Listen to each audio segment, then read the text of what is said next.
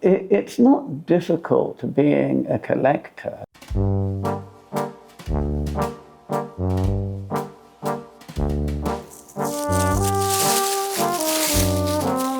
I think my collection, including everything, not just textiles, must be 3,000 or more pieces.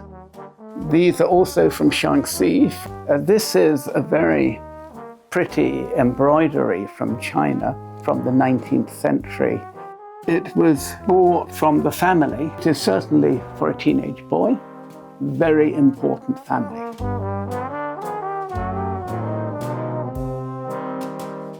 Collecting Chinese textiles and antiques has become a very important part of my life. In fact, my collection of Chinese textiles is my life's work. So after I am gone, this flat and the contents I want to give to the people of Hong Kong.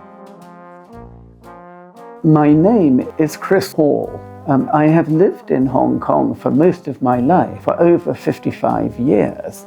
So Hong Kong is my home.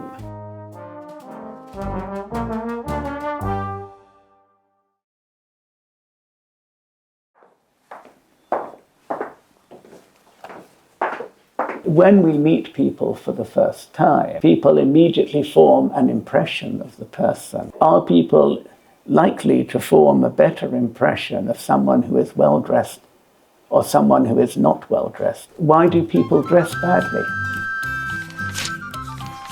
I've always been very interested in clothing. Both my parents liked to dress well. I mean, my mother would always have a bath every night and change into a long dress before dinner. So it was natural for me to be interested in textile. I like to use my brain. I do not remember when I arrived in Hong Kong because I was 3 years old at the time. This was back in 1955, and people traveled to Hong Kong by ship then, not by air. So my family arrived on the ship. In the past, I live with my parents in Repulse Bay. I think I am very lucky to live in Hong Kong. It's the most beautiful city in China. We do not have to travel far to do things. Everything is so close. I started my career as a collector of zoo animals, like a giraffe, very cute little panda. I would save up my pocket money, and the highlight of the week was to go to the local toy shop where I could buy some plastic zoo animal. When I went to university to study history, I very quickly learnt from history that there is very little that you can do with history. There is a much greater demand for accountants. At my college, all the historians became accountants. I have been working here for nearly 50 years as a tax specialist. My main speciality is American international tax. One of the most important things about being a collector is to have the money to be able to buy the things.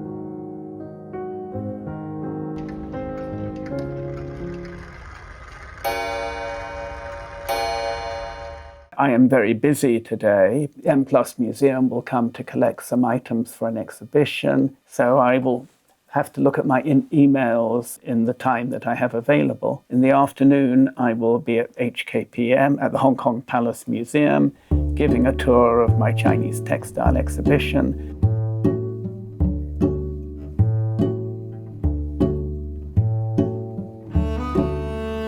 In 1978, I was walking through the old Mandarin Hotel. Sotheby's had their first viewing at that time of old Chinese textiles, and it was love at first sight on my part. I saw these beautiful robes, and after a few years I started to collect seriously in 1985, and I've been buying ever since.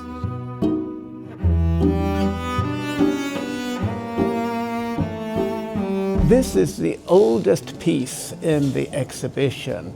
This goes back to the Warring States, So it's about 2,500 years old. It doesn't look very impressive, but it certainly looks better than I will look in 2,500 years' time.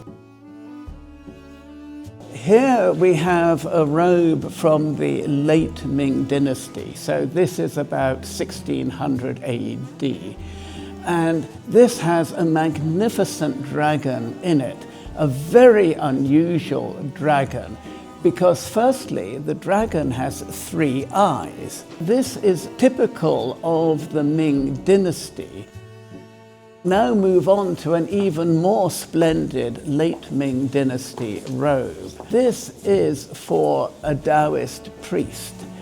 And here we have the front, and it is also completely covered in embroidery with figures in the Taoist paradise. Now the front here looks absolutely splendid, but if we go round to the back, it is even more splendid. And you may ask, why is the back of the robe more beautifully decorated than the front? But this is because the Taoist priest, when he was performing his rites, he would look towards the altar, but the back of his robe is what the congregation would see. So on this occasion, you wanted your back to be the most impressive.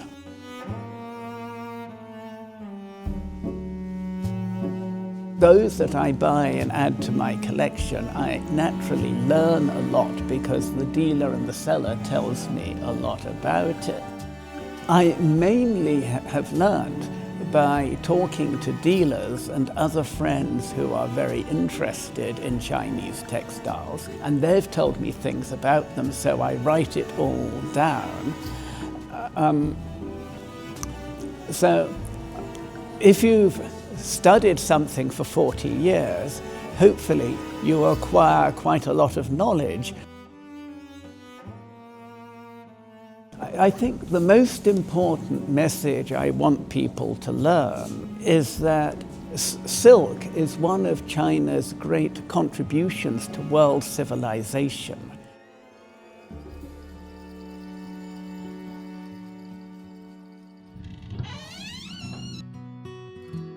And what I've been most impressed by Chinese culture is their respect for education. In Britain, traditionally, there was not the same respect for education. At school, the boys with the greatest prestige were the people who were the great sports players, whereas the boy who worked hard and studied hard for the exams was considered to be a swot. I find it impressive by Chinese culture that they sort of respect education, and I think that it is better for human society to respect education rather than respect killing. I had lived in Hong Kong as a boy and a student, and I already knew that I loved Hong Kong. I came back to Hong Kong to work in 1978, and when I came back, it was for me returning home. I knew in 1978 that I wanted to spend the rest of my life in Hong Kong. I think that Hong Kong also retains its uniqueness.